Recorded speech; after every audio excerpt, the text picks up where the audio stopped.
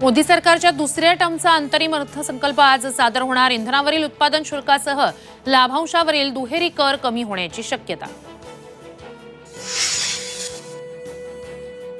निवडणूक पूर्व अंतरिम अर्थसंकल्पात लोकप्रिय घोषणा होण्याची शक्यता.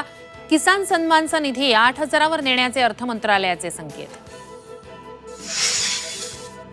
हिम्मत असेल तर जरांगेंनी मंडल आयोगाला आव्हान द्यावं. भुजबळांचं जरांगेंना चॅलेंज. भुजबळांनी उगाच चॅलेंज देऊ नये, त्यांच्या वयाचा मान राखतो. जरांगेंचा वादावर पडदा टाकण्याचा प्रयत्न. रोहित पवार आज पुन्हा ईडी चौकशीला हजर राहणार. बारामती अॅग्रो कारखाना कथित गैरव्यवहार प्रकरणी चौकशी. झारखंडचे माजी मुख्यमंत्री हेमंत सोरेन यांना ईडीकडून अटक. जमीन घोटाळा प्रकरणात कारवाई. चंपई सोरेन होणार नवे मुख्यमंत्री.